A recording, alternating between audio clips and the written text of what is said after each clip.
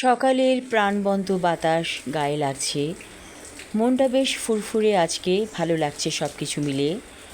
তবে আমাদের দেশে যে একটা পরিবর্তন হয়ে গেল, সেটা নিয়ে ভাবছি।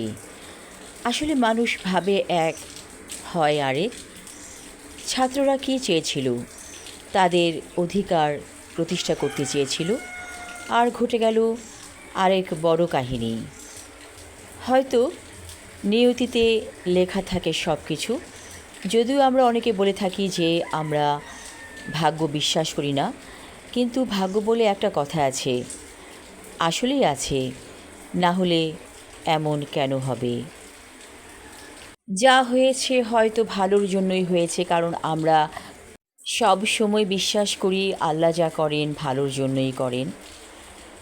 যাই হোক, দেশটাতে শান্তি ফিরে আসুক, সেটাই চাইছি। কিন্তু বিভিন্ন ঘটনা দেখে, বিভিন্ন কার্যকলাপ দেখে আতঙ্কিত হচ্ছি, কারণ এখন হচ্ছে ডাকাতের উপদ্রব বেড়ে গিয়েছে। চারিদিকে ডাকাতি হচ্ছে, চুরি হচ্ছে, এবং আমরা খুব আতঙ্কিত এই ব্যাপারটিতে। আমরা তো এমন চাইনি। মানুষ মানুষের সাথে শত্রুতা কেন করবে? ডাকাত কেন এত ভয়ঙ্কর রূপ ধারণ করলো? আমরা কি এমন চেয়েছিলাম? এখন দেখা গেছে যে আমরা যেন জিম্মি হয়ে আছি। এই যে ডাকাত পড়েছে সমাজে, বিভিন্ন এলাকায় ডাকাতির ঘটনা শুনতে পাচ্ছি, এবং চুরি তো হচ্ছেই হরহামেশা। এ কোন পরিস্থিতি? আমরা একটি স্বাধীন দেশের মানুষ। স্বাধীন দেশের মানুষ হিসেবে আমাদের সুন্দরভাবে বেঁচে থাকার অধিকার আছে। তো আমাদের সমাজের মানুষই যদি ডাকাতি করতে আসে আমাদের বাড়িতে মুখোশ পরে, তাহলে আমরা কোথায় দাঁড়াবো? দেখা যাচ্ছে যে কিছু কিছু মানুষ যাদেরকে আমরা হয়তো কখনো দেখিনি বা দেখেছি, তারাই এখন শত্রু হয়ে রাতের অন্ধকারে মুখোশ পরে ডাকাতি করতে আসছে বাড়িতে বাড়িতে। এ কোন সমাজ? এ কোন সমাজ আবার সৃষ্টি হয়ে গেল নতুন করে? আমরা তো এমন চাইনি। আমরা চেয়েছি সুস্থ স্বাভাবিক জীবন। ডাকাতের ভয়ে আমাদেরকে আতঙ্কিত থাকতে হচ্ছে। আমাদের প্রত্যেকের বাসায় ময়মুরব্বি আছে বা রুগী আছে। হঠাৎ করে যদি ডাকাত পড়ে যায়, সেই রুগীদের কী অবস্থা হবে? এই যে বর্বরতা, নিষ্ঠুরতা, এটা তো আমরা দেখতে চাইনি। বাঙালির মধ্যে সাহস আছে এবং ভয়ঙ্কর হিংস্রতাও আছে। এই যে ডাকাতগুলো, এগুলো তো কোনো না কোনো পরিবারেরই সন্তান। তারা কিন্তু এতটা হিংস্র হয়ে আসছে আমাদের জীবনে, কেন তারা এমন করছে? এতই কি তাদের অভাব পড়ে গিয়েছে যে মানুষের কাছ থেকে টাকা পয়সা, ধন দৌলত ছিনিয়ে নিয়ে তাদেরকে খেতে হবে? আমাদেরকে আল্লাহ দুটো হাত দিয়েছেন রুজি রোজগার করার জন্য।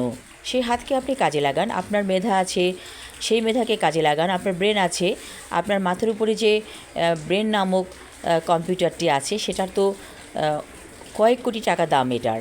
তো সেটাকে কাজে লাগিয়ে আপনি উপার্জন করুন। আপনি কেন মানুষের বাসায় ডাকাতি করতে আসবেন, তাদের ধন সম্পদ ছিনিয়ে নিতে আসবেন? এটা তো পাপ। আপনি তো বা আপনারা আমাদেরই সমাজের মানুষ। আপনাদেরকে আমাদের কেন ভয় পেতে হবে? আমরা কি জুজুর ভয়ে সবসময় আতঙ্কিত থাকব? এমন সমাজ ব্যবস্থা তো আমরা চাইনি। আমরা চেয়েছি সুস্থ এবং সুন্দর জীবন। আপনারা দয়া করে আমাদেরকে আতঙ্কিত করবেন না, আর ডাকাতি করতে রাতের অন্ধকারে মুখোশ পরে আসবেন না। আর সর্বসাধারণের অবগতির জন্য জানাচ্ছি, যেহেতু ডাকাতরা ডাকাতি করতে আসবে, তাদেরকে বারণ করেও লাভ হবে না। তো আপনি সতর্ক হয়ে যান। আপনি লাঠি সোঁটা সঙ্গে রাখুন, বাঁশের লাঠি।